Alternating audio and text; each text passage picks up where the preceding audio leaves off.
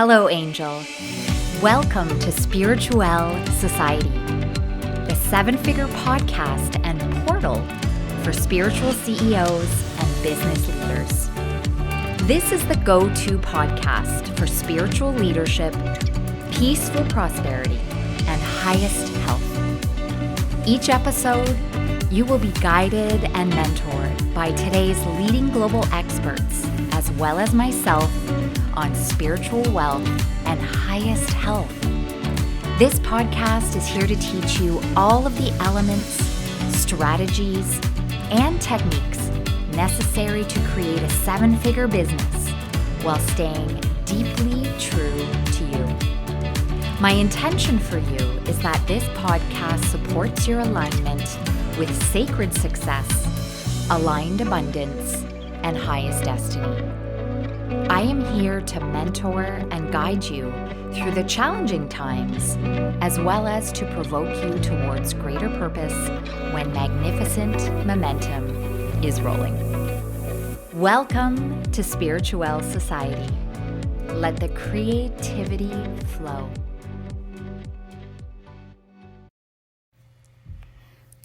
Today you're in for such a gift and a blessing.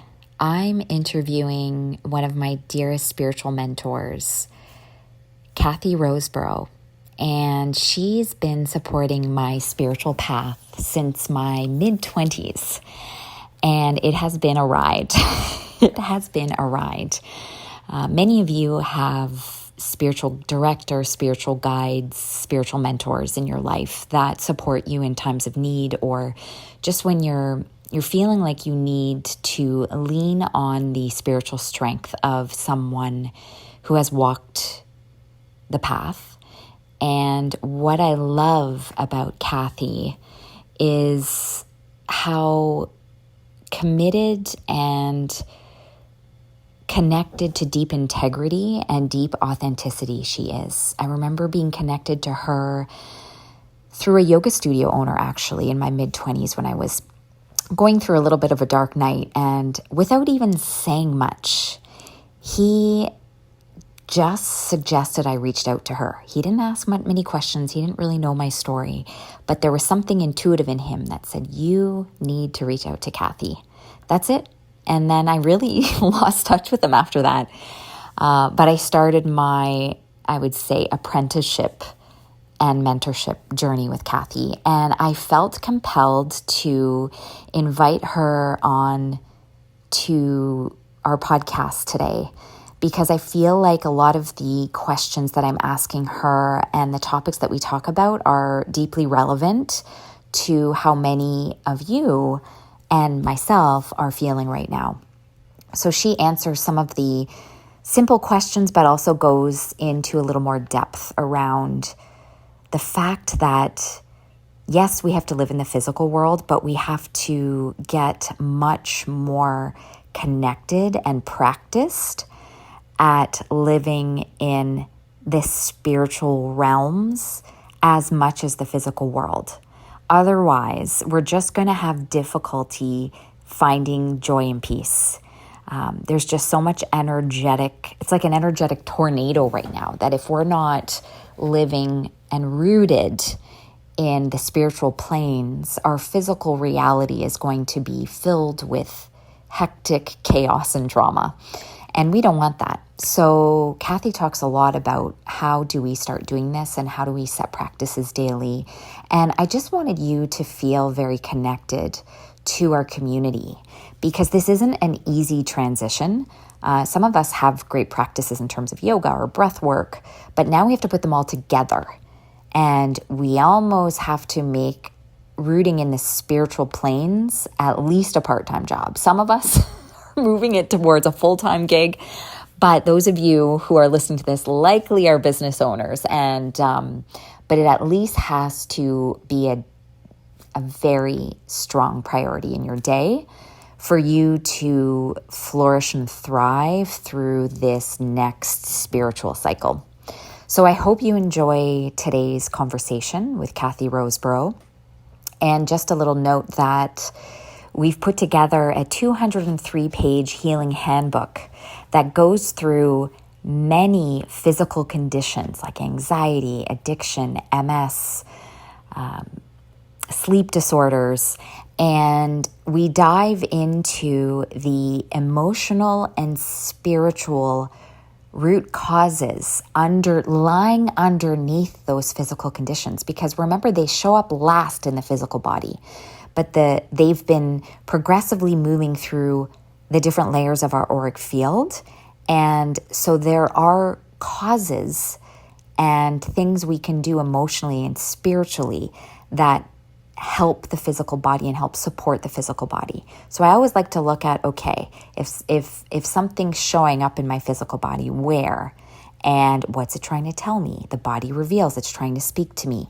So this manual, this incredible 203-page manual, you can download on our new website that's launching in a week, and you'll be able to look up any conditions that you connect with right now that are temporary manifestations, and it goes through what you can do about it, how to support yourself, and also a meditation that you can go back to and work on healing that particular condition. So I hope you enjoy our conversation, and I really hope you enjoy the Healing Handbook. So, one of the things that has come up a lot, and I know for me in my own personal world as well, a lot of us, especially those of us who practice yoga or, some of the more healing arts, we are aware of the term the monkey mind and Yes. how our mind chatter keeps us kind of in a bit of a prison in our world. And we seem to go from disorder to another situation of disorder. And we just kind of hop around. Mhm, And as we age and mature, we tend to realize, wow, like I just jumped from one drama to another. Or mhm. so not everybody has heard the term monkey mind, but can you share maybe how all of us what are some simple things we can do to start becoming aware of the power of the mind and how that impacts our physical realm? Okay, so let's first of all define that monkey mind or that monkey chatter. The monkey chatter is actually the intellectual self, the intellectual part of being human. It's the intellect. So our mind, our lower, I call it the lower mind. We'll put a designation of lower mind, higher mind. So if we were to speak about the lower mind, the chatter it can be very obviously very frustrating and very it can take us off in all sorts of areas. It's very distracting. It um, it is something that we must ultimately become the master over. Now, when I say that, I mean that one must actually learn to develop a much stronger and higher aspect of their own mind. And what that is expressed as is, if we look at the source of mind, let's go back to an origin and say, if we had our source of mind as our own universal connection, our soul connection to the greater mind, that great mind is a part of us and we are a part of it. And as that is expressed through each of us, we have choices as to how we're going to access that mind, use that mind, govern and direct that mind, all the way down to that little intellectual little monkey chatter. Now, if we decide to use the intellectual chatter alone, then we're certainly missing out on the much greater access we have to the higher mind, which is where each one of your listeners would want to have their conscious awareness. They would want to have access to their own higher mind because that's where the inspirations are, the directives, the concepts, the directives of the soul mandate for their life. So that chatter must be tamed. And the only way to do that is through practice of accessing to the higher mind. There is our disciplines that we must use, inclusive of meditation, focusing, learning how to think and reflect. Um, daily practice, deep breathing, absolutely number one. Deep breathing with a focus really helps to strengthen that access to higher mind. And that little chatter, it will settle down. It's not leaving. The intellectual aspect of yourself is so important. It's the database of all that you've studied across your life and learned, and you filled up that database, but when it has nowhere to when it has no master, it just jumps around. It takes you from looking at the internet to looking at your past notes to, to your ideas. And next thing you know, it's sitting there going, "What do you want me to do?" Mhm. It's looking for the master within.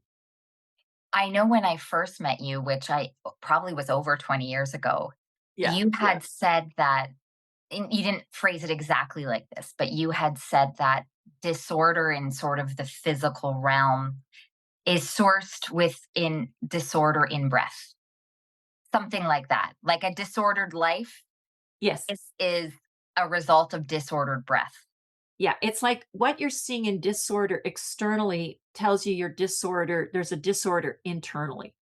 So that's why so many people, and yeah, this is where I love the feng shui and the people, the wonderful gifted the, the gifted ones out there that help people order their lives and their homes. Help them with the how to put order back in their homes, in their kitchens, in their closets. That is a great start to saying, "Look, my external world is getting orderly. My desk is orderly. My schedule's orderly." That shows that there's let's say a step into a evolving inner order. Now, when you put the breath with that and you use that breath for the inner order, you have calm, you have clarity, you have a chance to reflect, and you have basically clarity coming to you on how to organize yourself and how to get that order out into your world. So, yeah, I'm sure we chatted about that a fair bit when we were together over those years. So, Yeah, yes, and I think, I remember being in my 20s, and even though sometimes intellectually these practices are important, when you have the monkey mind in control, you're like, "I'll do that later. I'll do those practices when I get my work done." yeah. And then years go by and the same disorder is in your life, and you're like, "I know I should start these practices. Maybe next month." Yeah, and there, procrastination. Procrastination is a sign of a well, if I don't want to say weak mind, but it means that once again, the master is not present at the forefront of your life. Your inner master is not present. Now, I keep referring to this master, what is this master within? Well, each one of us has a master within. And that's why all the writings and ancient teachings always say, knock on the door and the master will open the door unto thee. And, it's inside of you. And by you, yes, you get that day-to-day frustration and you procrastinate, you put it off, but you're annoyed, You are, you can feel that you're not getting the traction. And just like anything we have to put our mind to, there you go. If you're going to the gym or your yoga practice or whatever, you need someone to walk with you often. You need a teacher, a mentor. You need somebody to get you started, like get to walk with you because it is very difficult on your own. You have the tools are inside of you, but it's like, if it's like a young fellow goes into a garage and they've been gifted, all sorts of fabulous thousands of dollars worth of tools from their dad, and they walk inside and they say, "Well, how do I use all these things?" And likewise, even, of course, a young gal getting, all sorts of well, look at health and beauty products. You can go into a store and you can say, "Wow, look at all the stuff." But if you're not taught how to use them, then you're gonna make mistakes. You're gonna have purple eyes and purple bright pink lips and all sorts of crazy things. So the master within is going to help you to gain order in your life, gain clarity and focus, and it requires some help. We all need help, and we need help to get started on our path towards personal mastership. And that's what it's all about. And I know we're going to talk more and have more offerings around breath work and some of these practices, but just to keep it simple for our listeners today, would you have a suggestion for, let's say we want to start breath work today. Okay. Yes. Is Okay. there a simple exercise that you would do that was deeply helpful with creating order in the physical world, and like how long should it be, and is there a specific way to do it? There are a lot of breathwork techniques out there, and to keep it simple, when each one of you sit down and just take that time to give it a try. You don't have to necessarily be on the mat, like on a yoga mat, or go to a special place because sometimes your life is just way too busy. If you can stop at your desk while you're working at your desk, or you can get up in the morning and just sit for a few minutes. The most important part is that you have a couple of levels engaged. Now, the first part is the physical breath, where you are literally aware of the breath. That means you're actually taking your thoughts to what you're doing. So when you say, "Okay, I'm going to close my eyes and I'm going to do deep breathing through my nose." If you can, it's better if you can breathe through your nose. Some people have problems with that, and you'll have to work around that.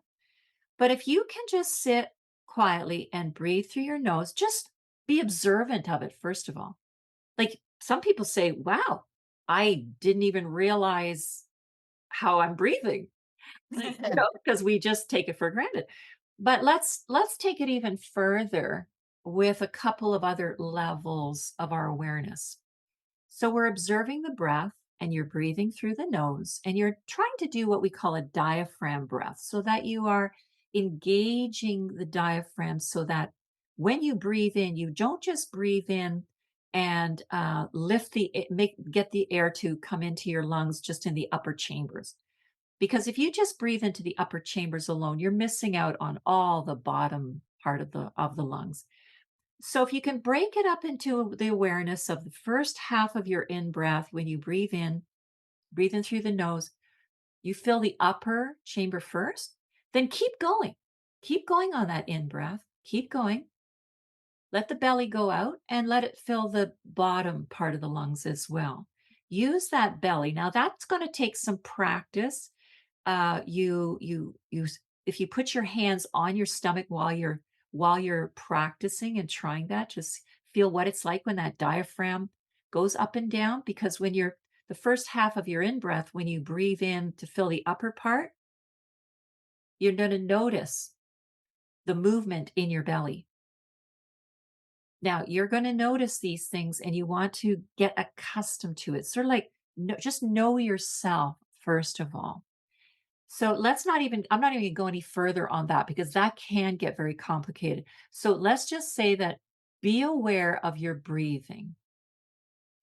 Now now I'm going to introduce that monkey chatter. What if you're breathing and you're thinking about your laundry? So that doesn't help. That never happens to me. So it's like all of a sudden we've just lost, we've just Yeah. lost the purpose. So if you can breathe and stay focused on yourself. So, how do we do that? We give ourselves something to imagine, something to focus on. So, when you are sitting to do your deep breath, take your awareness to your forehead as if it's a screen, like a movie screen, and just put a beautiful image there.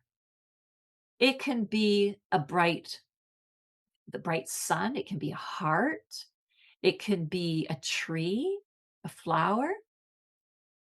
But it tells the chatter within that you are not thinking about your full day, you're not thinking about, don't forget to pick the kids up today, don't forget to do the cooking. It puts your focus right there. And if you can do that even for a few breaths. Now, why I caution only a few breaths, because some people, when they're not used to conscious breathing, they get dizzy. They get dizzy because they're taking in all that positive charge that they're not used to because they're just haven't done it. And so rather than overdo it, keep it simple. And what you'll find is that you start to calm down. Now, when you're calming yourself down with the breath, already the monkey chatter inside is going to start to calm down as well because it's a signal. When you start breathing consciously with your own intention, you've already told the monkey chatter inside, pay attention, the master is here. That's your first step into mastership. It's a signal. And that signal, if you practice every day, that signal becomes known. And you'll use that when you're driving, obviously not closing your eyes. You'll tap into your breath when you're, driving, when you're sitting and waiting for someone, in between Zoom calls, whatever it is, you're just going to breathe. Takes the angst out as well. A lot of Okay. people get anxious.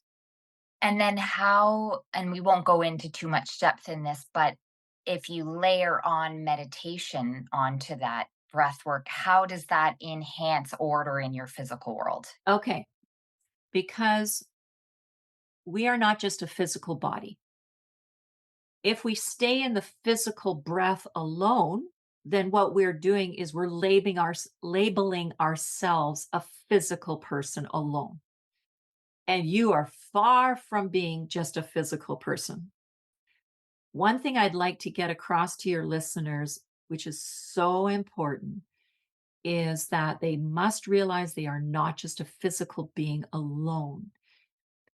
There's so many levels of consciousness within them that as you decide, as you're growing in and evolving in consciousness, where you want to perceive your world from, when you decide you're not just a physical being that is seeing a physical world only, and you start to realize that with the breath and the practice, you can take your conscious awareness to other levels within, of which there are many. Let's just run the gamut of the major sections of that. So you ask the question, how will this breath then further Right. that development? Okay. Because once you have control of your breath, you can start to breathe and meditate and be guided and be directed through the tools of learning about your inner self. You can shift your conscious awareness to the layers and levels above the physical, right from the emotional to the mental, that intellectual body where we just talked about, if it's not governed, it becomes a chattering body. Beyond that to your intuition or that intuitive self, or some people like to call it the psychic self. It's whatever words you wish to use there, the intuitive. Then we go up to the level of individuated mastership, which I just talked about as the master within, which is where you will find you'll have access more to your soul mandate. You'll know you'll have a greater analysis of self and understand yourself better as to what your life is about and what the universe has invested in you.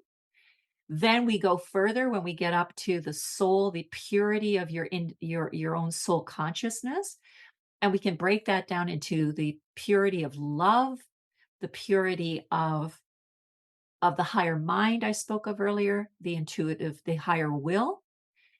And beyond that, you keep going in gradations towards your divinity and ultimately to back to a reintegration with the universal all. And I just went that quickly. Of course, there's Mhm. sub levels within that. And remember that within each one of those levels runs your divinity. So even your physical body, I didn't just say you're a physical piece of, physical flesh and that's it. Like within that, of course, is all the higher levels I mentioned. So what we're each doing is rebuilding ourselves or building ourselves back to what we truly are. And it has to start with the breath. It has to. That's your physical connection to your divine source or your soul self. It has to start there, and you will each learn as you practice and pursue the application of the tools of personal mastership. As you practice that, you will, I can promise you this, you will get to where you want to be because it's inherently natural to you. It's not something foreign. You already have it inside of you. You're just opening the doors. I love that. And so you would suggest breath work as like the starting point, Starting point. and then working our And way towards a meditation practice. yes, as a matter of fact, you can start off with the breathing and meditation. Most people, once they will quickly understand the breath. They'll quickly get that. So it's Mhm. not like I'd say to you, "Oh, you have to do that for weeks or months." No, no. You just take your position with that connection first. And if you're already involved in the practice, like maybe a lot of your listeners have already started or they are just entering, whichever case the case may be, they will personally decide how quickly they'd like to start to blend that with a spiritual meditative practice. It could be right away for many of your listeners. Now, that is also a practice that is it's so up to the individual. Like there's no rush. It's not like somebody has to hurry up and get on to these things. It's as you feel comfortable, you will keep growing and developing through your spiritual practice, through your meditative practice, and the other realms I mentioned start to open unto thee. They open to you. Um, you have to have intention. I mean, you have to practice and you have to learn and you do have to apply. It doesn't just pop open. You have to have interest in it. You truly have to have an interest in wanting to reach your goals. Just like Mhm. the girl at the gym, either one. I mean, you go in there, you don't say, well, I hope something happens when you get, I hope something happens. No, Yeah. you have goals. The teacher, the coach will say, all right, this week we're working on 5 pound weights. Next week we're going to go to 8, then 10, and so on. So there's definitely a methodical approach to the development of the inner self. And it's stable. It's not, it doesn't change. So, and I'd love to ask you this maybe a little bit in a two-part question, because I feel like there's something going on in the spiritual realm right now in the celestial planes, because I am finding so many of us are now too tired Yes. to fight with the physical realm. It's like we're surrendering to, now it's time to shift our physical reality by taking charge of that inner master. Whereas before, we probably knew that, but we were still busy being busy. Now we're Yeah. like broken and exhausted. Yeah. Yes. And now we're surrendering to, we can't find the answers anymore in the outside world. No. No. You reach a point with any realm where you hit the ceiling. Each of the realms has a limitation to some degree, physical especially. There's limitations. That's why when people say, oh, if only I had a boat, I'd be happy, a car, I'd be happy, a house, I'd be happy, until suddenly there's physical limitations where they're not happy. And it's the same goes with your day-to-day living. You become unhappy because you inherently know there's more. And it is absolutely exhausting to keep trying to just shuffle things in Yes. the right? That's all you're doing. Let's move the car. Okay, now the Mhm. driveway's open. Okay, now we're gonna put a bicycle there. Okay, now move the bicycle. Okay, well, all the kids are gonna put their toys there. Like it's the that physical shuffle is so monotonous. It goes like a wheel. It just is that's why they call it a cyclic wheel. It's a wheel. So you hit the ceiling on it and you go, stop, stop. I know this is not the answer. And so then you are in pursuit of what the higher, more sublime realms really are in the inner self. And that's when the fun begins. That's when you start to live. Now you can now you're saying, I want to know who I am. Like, what am I doing here? Why was I born? And you get all excited about wanting to understand your purpose and then once you've created something in this physical world and you may have been very successful in it, but then you turn around and say, but what's next? What's next? But the what's next is not out there. Mhm. It's limited out there. I just got that memo over the last couple years because I think, like, if you have a lot of will and you're like, you're good at doing, but then you get it, you're like, "Now I get what she was trying to tell me." And you can't find it out there. You think it might be moving to a new home or having another child or whatever it is. Um, but why is it happening now? It seems like it's happening to so many people at the same time. Okay, it's because of the cyclic, we'll call them ages of mankind's collectively humanity's consciousness is in a shift. Now we could go into that. I'll keep it simple. It's like we have cycles, and you each have cycles, individual personal cycles. On the grander scale, which is what you're asking, we collectively of mankind is going through a incredible entrance. We've already influenced by it of what constellation wise they call the Aquarian age. It's an age of mankind. Now, that age is also impacted by a higher age over that, which is the golden age, or it's another way of the terminology of these longer periods of time. We call it time. We measure it in thousands and thousands and thousands of years. So mankind, as we move up, as we are on our planet, and as we move in coordination with our solar system, and our solar system obviously is not stagnant; it's on the move. And so our solar system is on its own progressive cycle, and it moves through constellations. Well, it's moving now under the influence more of, well, it's straddling. We have the old Piscean age and we have the Aquarian age. So each one of us as an individual are noticing that we're just not the same as we used to be. Things are moving so quickly. And that's because the greater mind of the universe is impacting upon each of us, of which we are a part. We are a part of the greater whole. And so we are finding that we're uncomfortable trying to stay in the old story, the old paradigm, because it really is it's done. I It's was like going to say it feels dead it's and done. gone. It's Yeah. dead. It's gone. It's like, why would you want to go backwards? You just Mhm. don't do that. And so the new one, the new one is quickly coming in. And so everybody's feeling that sense of, what am I supposed to do now? Because I used to do it this way and that doesn't work anymore. I can't find it out there. I know that when I look out there, I see many that are still choosing to stay in the old, but I don't want to. I want to be in the new. And so you're going through this comparison and discernment. You're looking at things going, well, that doesn't work anymore. And so it has a bit of a funny transitional period though. You feel like you're straddling both worlds.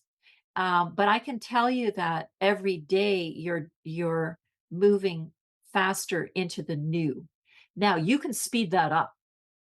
You can speed that up. You're not subject to the slower wheel. So that's another point I want to make very clear here today. Nobody has to move at the slower pace of the collective consciousness. If anything, I'm encouraging you to speed it up And we can do that through through practices. through your practicing, your reflection, your spiritual meditation, your analysis of self. And again, I'm going to emphasize that the analysis of self. That why do you think the teachers in the old mystical teachings say, "Know thyself"? If Mhm. you know yourself, you're exploring who you are, why you have certain attributes and gifts and skills. Why do you have those skills? Why do you have certain weaknesses that need to be healed and overcome? Where are you going? Where are you going? How do you impact or contribute to the greater consciousness of the greater shift of mankind? Now, especially for your entrepreneurial listeners out there, I've challenged them to start to reflect on why they have the skills they have and how it is that they can use those skills to contribute to the greater good of the mankind's shift of consciousness. Now, what that would mean is somewhere along the lines of things like this. If your product or service elevates mankind's consciousness, that's a good thing. If it keeps them stuck in the old, like things that are outdated or they just do not they don't add to a person's life, well, obviously, that's not a path you're going down. You wanna sit and reflect on why it is that you have certain skills and gifts and how you can apply those to help others. I love that. I love that. Okay. And these are some common words that I hear a lot, and maybe you can shed some light on what do we Okay. do about it. Okay. Some of the common words that I've been conversing with friends and clients about, or the energy. These are just a couple of them. I feel like I can't make a choice. I Yeah. feel like I'm in limbo. Why does the energy feel so heavy? I can't seem to find my will to be motivated and inspired. Like I feel stuck. Yeah, because What's up with that? that is when you're immersed in the old paradigm and the new is calling you in, you'll feel like you're in glue or mud. Like you feel like you're sluggish, like it's gooey. And the veils feel like it feels like you have a blanket over your gifts. Now, that is a sign that you must raise your vibration. You must recognize your part in this because each of us have a responsibility. It's like if I say, well, the door's open, the light is right in front of you, and and it's beautiful inside, it's elegant, it's extraordinary, it's abundant, it's filled with richness and love and access to higher thoughts and minds, and everybody's dressed in vibrant, beautiful colors and energy. Their energy's beautiful. And you're standing outside and you were just playing in the mud with your rubber boots. You're not allowed Right. in.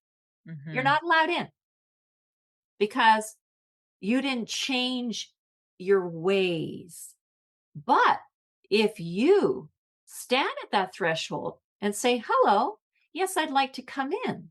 And you're told, "Okay, just take off those rubber boots, please, the muddy ones. Take off that dirty overcoat that you were playing outside and it got all soiled and, that and that. Take that off because underneath you are wearing the exact colored vibrational clothes that we're wearing right now. So take that off and come on in." Now, that's on you. That means you knocked on the door and you said, "I want to be in the new paradigm." And who you're saying that to is yourself. You're saying it to yourself. So you're saying, "I'm going to sit down each morning and instead of running off, grabbing my coffee and doing this and doing that and attending to all my chores right away, I'm going to spend 3 minutes, 5 minutes, 10 minutes, whatever you have. I'm going to sit down and I'm going to engage in those beautiful vibrational colors and clothes that I wear inside of me." That way you're changing your vibration. And believe me, everything in that higher vibration is very happy to have um, a sympathetic resonance with you in life. So take off the muddy boots and get on to things. It's not going to happen without you taking a step towards it. It is there for you. No one's denied. Not a single soul is denied the new paradigm of consciousness of the Aquarian age. It's here. Now, it will impact you very slowly if you do nothing. It will. Very slowly across your life, it will. But why would you want to do that when you have the choice to speed it up? Yes, I agree. Amen. I feel like you just making your life so much harder if So you, much harder. yeah, like And, slow and sluggish. and it Eh, doesn't take much practice. It truly doesn't. If you could give yourself the gift of 10 minutes, like it's not asking much. Like when you think of the benefits that come from it, what the heck is 10 minutes of your life to change to permanently change your life and change your story? Do you think there's a lot of fear around, well, my circle of friends will change, my relationship might change or be wrap up? My career might change. I might have to up level my business. Like, do you feel, Yeah. because I feel everybody knows there's something going on in a big way, but there's a lot of, but it's comforting in the old. Oh, sure. Oh, And I'm sure. afraid, I see the door and I kind of want to go through it, but I'm afraid that my whole life is going to shake up and I'll be alone. Yes. Okay. That is a very, very real obstacle that people bump up against. But try to look at it as well, there's a few ways you have to look at it. First of all, let's start with those you love in your family right away, your partner and your children and so on. For those who have a family. By you changing yourself, you're actually shifting the consciousness in your home and giving them the opportunity to walk beside you and come with you. So you're actually showing the way. So there's no loss there. That's a gain, especially if you have children under the age of 10. If you have children under the age of 10, those children are in your aura. They are so entangled in a beautiful way in your aura as the mother, or if you're, of course, if there's gentlemen listening in the same respect, so that you have such an impact on that child's life. Your partner, your partner may or may not be interested, right? And if they're not interested, you're not trying to change them. What you're showing them is you're learning something new. You are pursuing your spiritual practice because you would like to enhance or see how it impacts on the day-to-day living. Now, I'm sure your partner would, well, some of them might giggle a bit at it and say, well, that's kind of weird. Others might say, go for it. Mhm. Okay. So, The but weirder, the better. the weirder the better, regardless.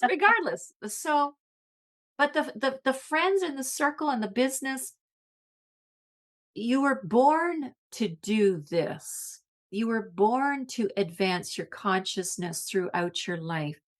And so, what you're hurting the most here is yourself.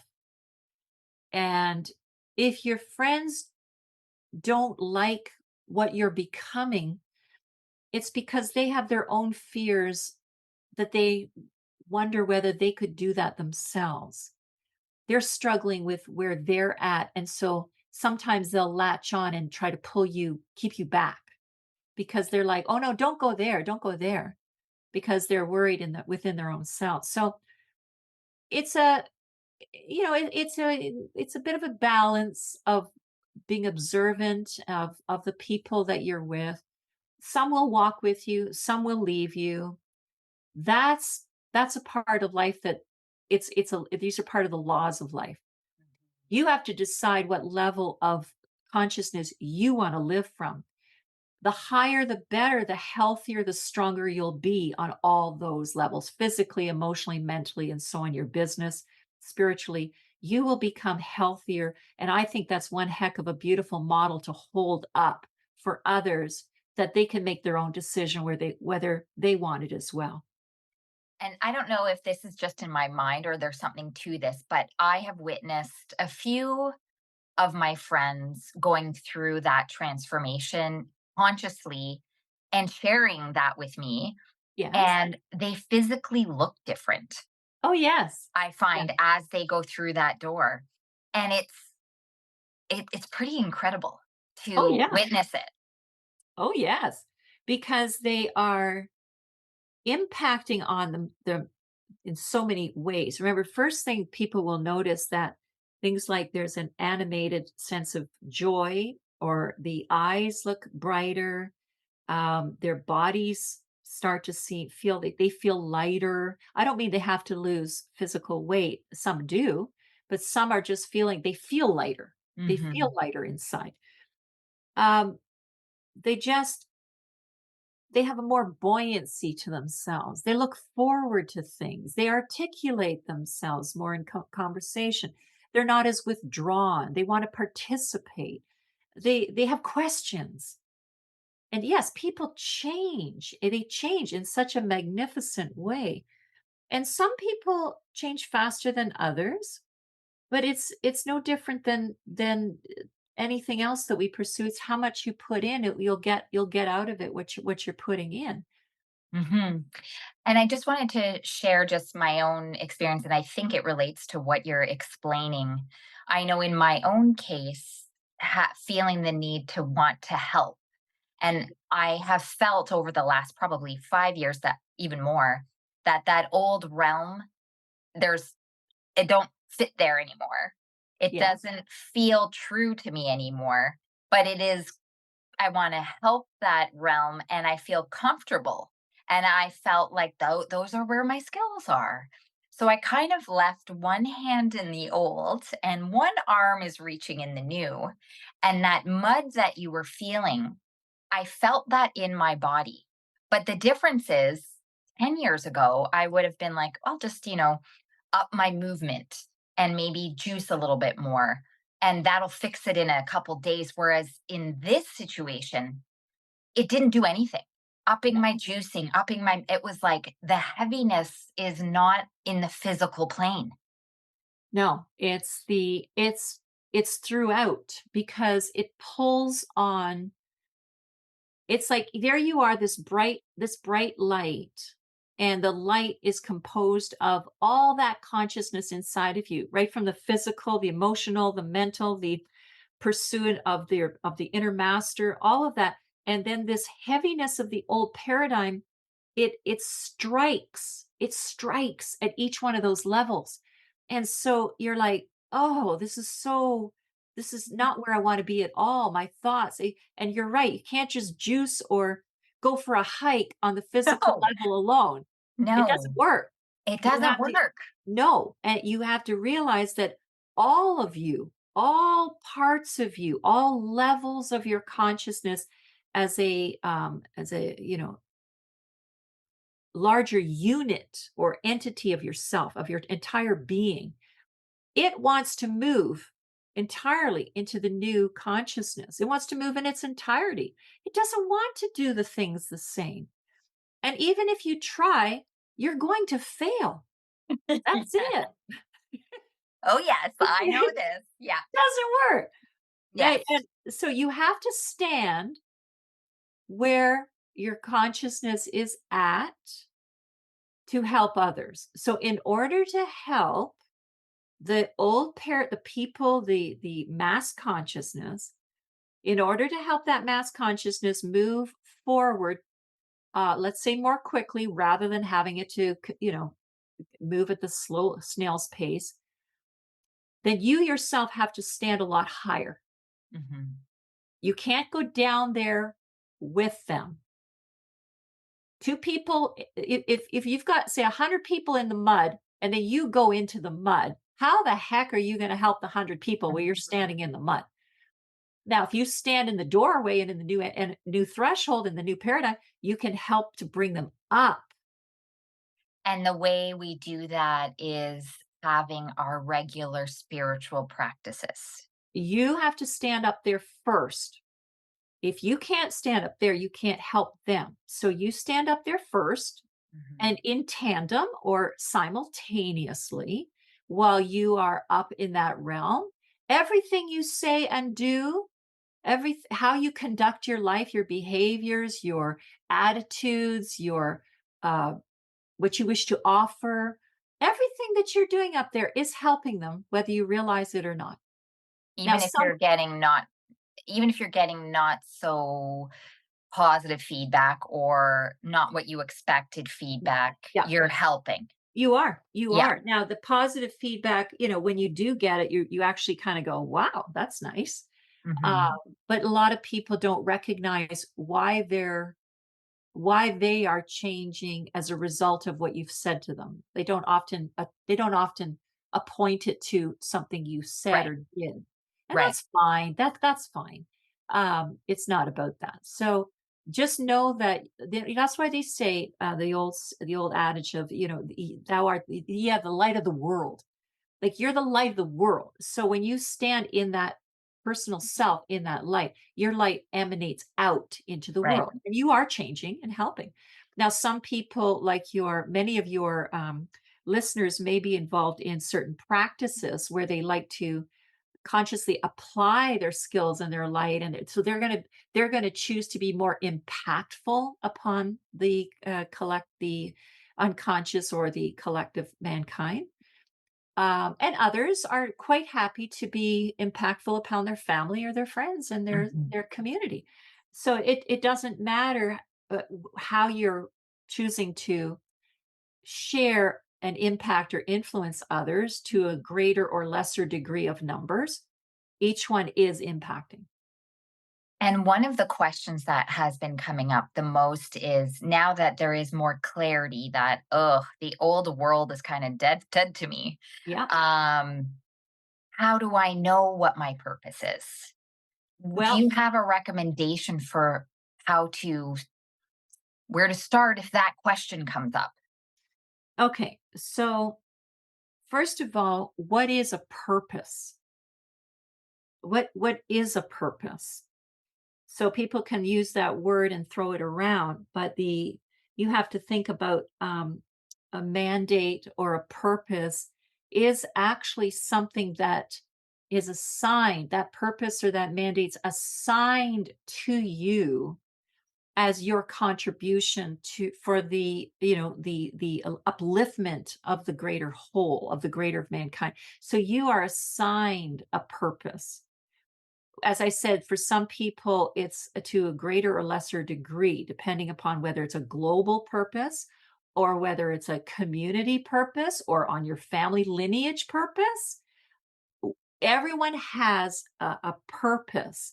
Now you say, so a purpose is actually something you become very consciously aware of. So so that it is your intention daily to that answers that question when a person's asking, well, who am I and why am I born? Now they understand they have a purpose. Now to find that purpose,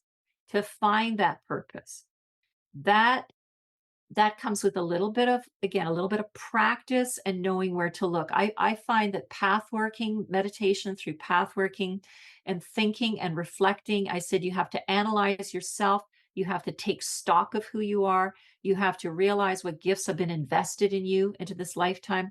And as you know yourself there, you move into that reflection of how can those gifts impact others and to what degree and so on. Some people find out they say, oh, I realize I'm a healer, I'm a writer, I'm a communicator, I'm someone who teaches, I have a product to bring into the world. See, when that is clearly defined, um, there's still more. There's still more because the more is that as you go through your well, somebody has to show you. It's better through mentoring and through actual guidance, but you you're taught then how to reflect even higher on the measurable impact your particular service or product or purpose has on mankind. And you start to dive into that and you start to realize that I'm going to be very blunt here. You can change the world. Okay. Now, how much time and effort you put into pursuing understanding that is is actually extraordinarily important. How much time and energy do you want to put in to pursuing and exploring your purpose?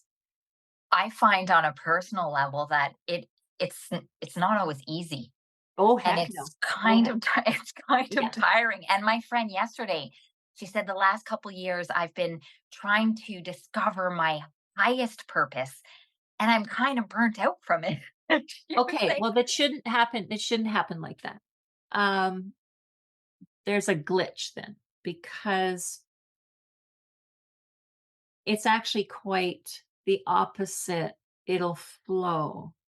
You see, that people talk about that, those words like, "Oh, are you in the flow? Are you in alignment?" All those buzzwords out there. So, when you are sitting in the higher inner mind, I could use words like when you sit down and meditate and you feel like you're in your own little sacred space or your own inner temple or your own inner realization.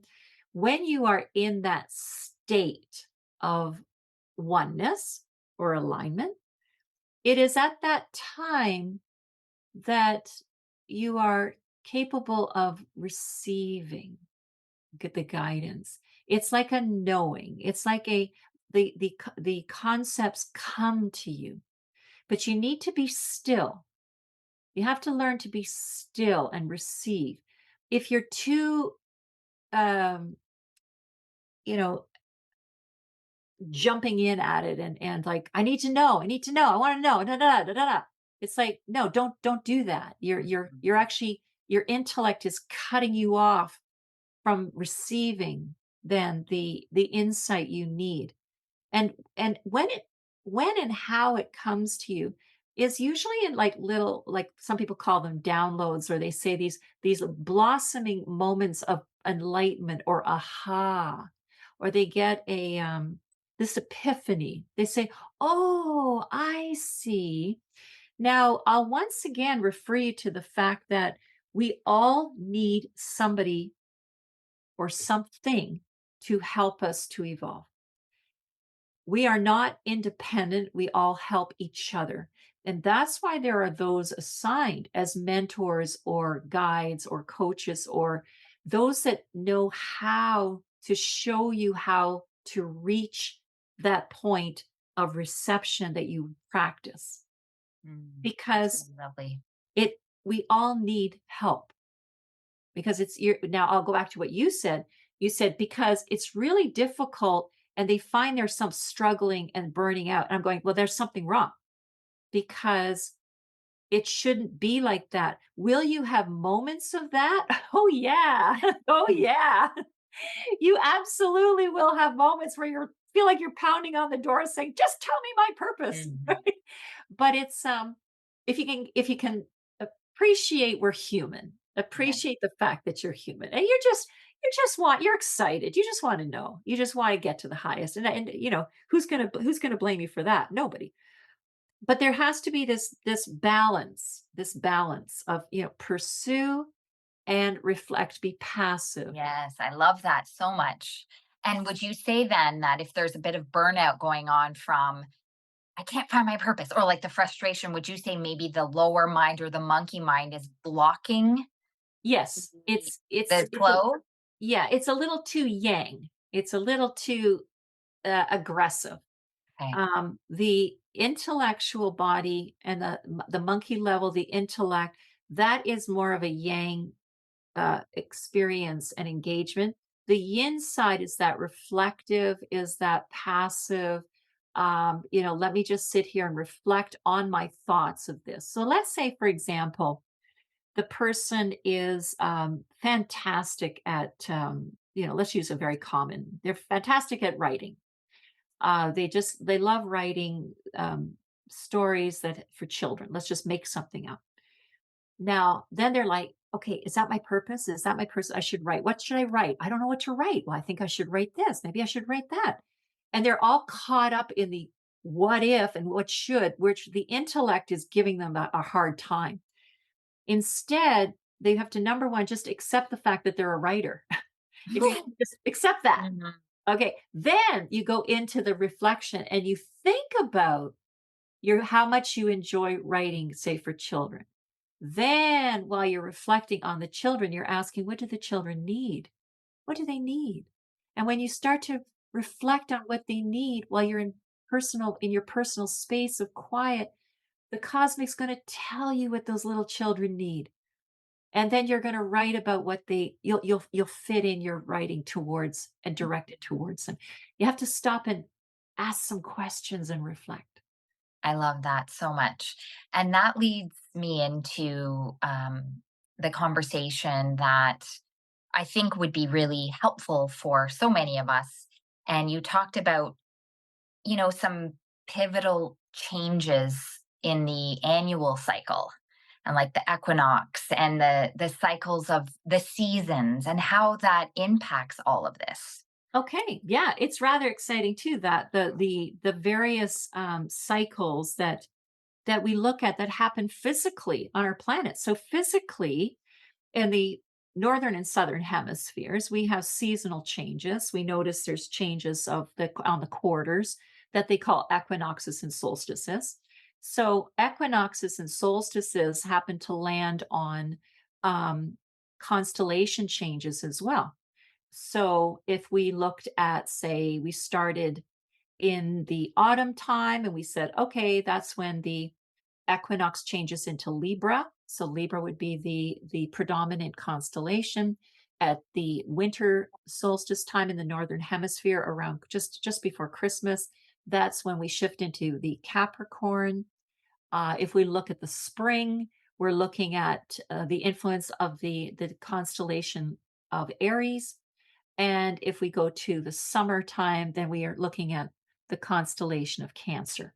So we have four very large, influential constellations that are impacting the human family as the Earth, very physical, the Earth going through her seasonal changes and her positioning to the sun. So you might think, okay, well, that's nice. That's very physical. And we notice the trees change and harvest time happens and things in the winter are dead. There's nothing growing and so on. Correct. Now take that understanding of how life, the kingdoms, the animals, the vegetation, and so on, how those very physical kingdoms change seasonally. Now, then look at yourself. Look at yourself. So, in the summer, when we are in the summer under the Cancerian constellation and then into Leo and even into Virgo, we're in a time where we are building energy. Look at the sun shines out, it's vibrant. We're good socially, we're outside, we're building our strength up. And it's not exactly a time where you want to sit inside all day, do you? You want to be outside. But then winter drives us inside. It also drives us inside of ourselves. And it's a time, that's why we say the Christ consciousness of, say, a solstice at winter, the Christ consciousness, which is a level of consciousness, takes us to our hearts and takes us to our hearts through the solstice time. And autumn, spring, same thing. The autumn time takes us to harvest time, where we start to pluck out of the garden and the fields. We pick the good fruits and vegetables, and we leave the rest. We leave the rest. Why do I want to take a rotten tomato? I'll leave it and put it back to go back into the ground. But I'll take all the good things, which is similarly in your own life. You take stock and harvest the good things about yourself. And those are your skills, your gifts, your strengths. And you're not going to say, well, I think I'll carry that weakness again over. It's like, no, you want to, You want to challenge that weakness and heal it and overcome it. Mm. And again, in spring, the same thing. I'm just bouncing around the seasons. So in spring, you start rebirth. Spring is when things start. And it's also a time where we come out of the winter. So we come out and we burst forward with new concepts, new ideas, new directions, and we are ready to plant seeds into the consciousness of mankind with our gifts. So, and that's a really brief synopsis, but I'm just showing you that there's cyclic changes that are based on constellation influences. Then you have personal ones too. You have 7 cycles, 9 cycles. People change very much on a 7-year cycle. They find themselves wanting to move, change physical house, businesses, change their body, change. They just change. They inherently change. This is so helpful, and I feel like, this wisdom, I don't know, I just feel like it's so complete and juicy in this conversation. Um, I would love to just share with the audience something we've been working on with our self-healing handbook. And I know for me, I've had access to a lot of the material for many years, and I know how transformational it is, which we are working on having available for our audience over the next couple of weeks. But I would love you to just share where that idea came from, and also how it can be helpful to an individual on their journey to their soul mandate. Okay, so the healing handbook is it's a growing list of various symptoms that we experience in our lives, such as challenges physically, whether it's shoulder pain or lower back pain or fertility issues, headaches, you name it. There's all sorts of lists of ailments or symptoms that we experience physically, and we often bump into a challenge of why doesn't it go away? We have this aching back, and we're like, ugh, or a sore knee, and we're like, ugh, why doesn't it just go away? So we go about the natural conventional medicine, or we go through naturopathic medicine and so on. And it does help relieve often symptoms, but it doesn't get at the root cause. So what the healing handbook is about is to help kind of guide you into reflection on why is it that that's a weak spot in our body? Why is it weak there? Why are we always getting colds? Or why is our neck sore and so on, or tension in the shoulders? So what the healing handbook does is it takes you into having a good look at what is the most what energy center in your body is associated with that physical area. um, what are the possible underlying causes or root causes emotionally and mentally, and then there's a guided healing meditation to help you to shift out of that repetitive cycle, calling back that illness to you once and for all, like to really start to support you on your way towards the that being a part of your old paradigm and not part of the new one, because we just finished saying how That's important so new. great. I love that so much. And for someone that would like to make best use of the handbook, how would you suggest using it? Well, first of all, they would want to ask themselves about, where do they personally have struggles, and where it might show up physically. We do have some things in there that are, in the emotional and mental, thought processes that are challenges, but a lot of it is physical ailments. So if you are downloading that file, you would be looking for then your area of discomfort that is listed within there. You would go through and read the instruction, read about what the possible underlying causes are. See how that resonates with you as you reflect on your own life and see how that guidance, that insight triggers a response of a, oh yeah, that happens to me. I feel that way, or sometimes I think that way. Then when they move into the listening to the guided healing meditation, that takes them to that area of the body, or takes them, in some cases, there's different ways, but it takes them to the issue within themselves, and it provides you with the added energy support, the directives to let your own inner master begin to resolve that by helping you make new choices in your life, helping you to disengage from that habit or behavior that's making you sick. Mhm. I love that. I love it so much. And I know for me, I just wanted to read the whole thing.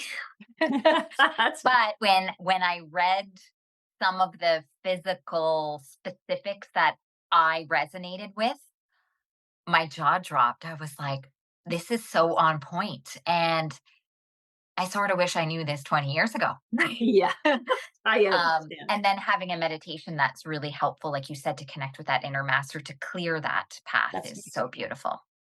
Okay, well, thank you so much. And I still have a wealth of topics that I would love to have a part two. yeah. Um, but thank you so much for this Oh, conversation. thank you. It was a pleasure being here, and thank you very much for having me. Have a great day, everyone. Bye bye. Thank you from the bottom of my heart for sharing your time and your energy with me today, and for being such a beautiful member of Spirituelle Society. To learn more about joining our community, visit spirituellesociety.com. If you feel inspired to share or leave a comment on this episode, so much gratitude. See you on the next episode.